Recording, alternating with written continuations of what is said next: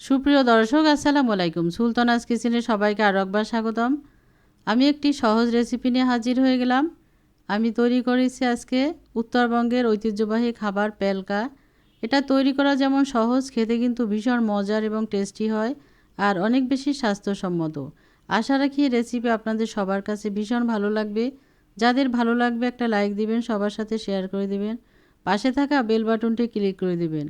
আর যারা এখনও আমার চ্যানেলটি সাবস্ক্রাইব করে দেননি তাদের কাছে অনুরোধ থাকবে আমার চ্যানেলটি সাবস্ক্রাইব করে দিয়ে আমাকে সাপোর্ট করার জন্য।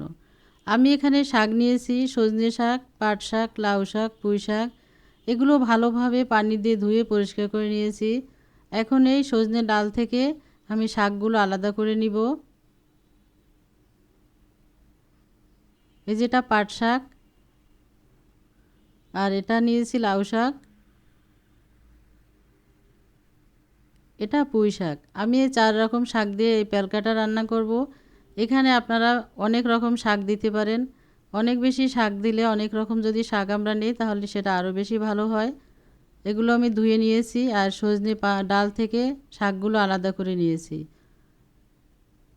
বড় যে শাক আছে লাউ শাক এবং পুঁই শাক নিচে দিয়ে উপরে ছোট ছোট সজনে শাক এবং পাট শাক দিয়ে ভালোভাবে মুড়িয়ে আমি এটা একদম কুচি কুচি করে কেটে নেব।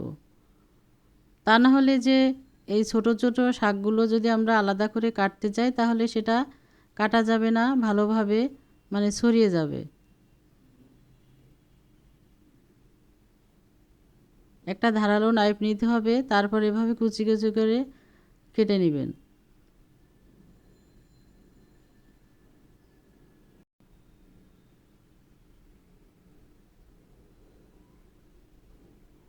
একদম তেল ছাড়া রান্না, কিন্তু খেতে ভীষণ মজার হয়। একটি স্বাস্থ্যকর খাবার। এভাবেই আমি সব শাকগুলো কুচি কুচি করে কেটে নিয়েছি।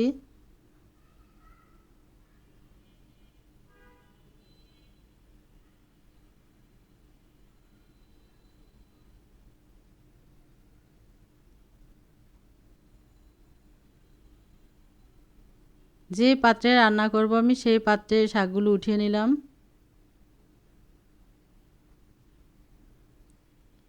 সব শাক কেটে নিয়েছি। প্রথমে কিন্তু আগে পাত্রে পানি দিয়ে কাঁচামরিচ, পেঁয়াজ, রসুন দিয়ে পানিটা ফুটিয়ে ওঠার পরেও শাক দেওয়া যাবে। আবার এভাবে শাক দিয়ে পেঁয়াজ, রসুন, মরিচ দেওয়ার পরও পানি দিয়েও এভাবেও রান্না করা যাবে। আমি শাক দিয়ে তারপরে পেঁয়াজ, রসুন, কাঁচামরিচ, লবণ দিয়ে দিলাম। এবার 1 কাপ পানি দিয়ে চুলাটা অন করে দিব। হাফ চা চামচেরও কম দিয়েছি খাবার সোডা। এখানে খাবার সোডাটা দিলে ভালো হবে, তা নাহলে শাকগুলো কিন্তু এই যে সজনে শাক ভালোভাবে গলে না, সিদ্ধ হয় না। সেজন্য আমি খাবার সোডাটা দিতে হবে।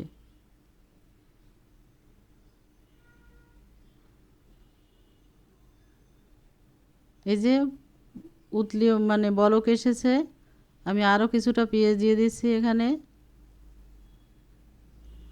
ভালোভাবে নেড়ে দিচ্ছি, তা না হলে কিন্তু নিচের দিকে লেগে যেতে পারে। অনেক সুন্দর একটা ফ্লেভার বের হয়েছে শাক থেকে।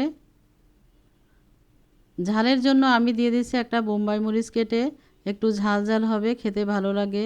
ঝাল আপনাদের পছন্দ মতো দেবেন। আমার কাছে মনে হচ্ছে লবণ কম হয়েছে, আরও সামান্য পরিমাণ লবণ দিয়ে দিয়েছি। এবার নেড়ে দিব বারবার।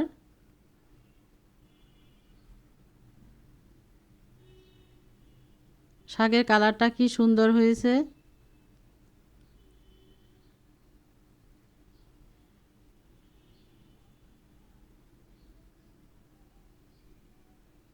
এটা সিদ্ধ হয়ে গিয়েছে। আমি একটু চেক করে দেখছি।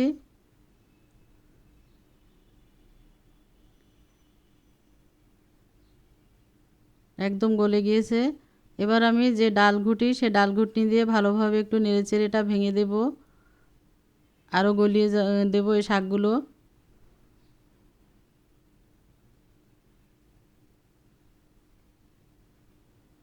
এরপরে আমি আরও 2-3 মিনিট চুলার পর রেখে জাল করে নিব।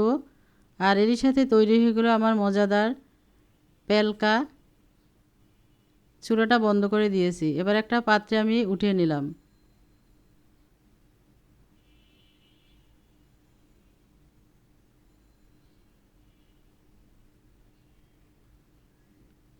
হয়ে গেল আমার মজাদার পেলকা। এটা খেতে ভীষণ মজার হয়।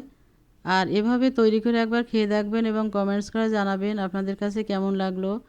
ভালো থাকবেন, সুস্থ থাকবেন, ইনশাল্লাহ কথা হবে অন্য কোনো রেসিপি নিয়ে। আজ তাহলে এ পর্যন্তই। আল্লাহ হাফেজ।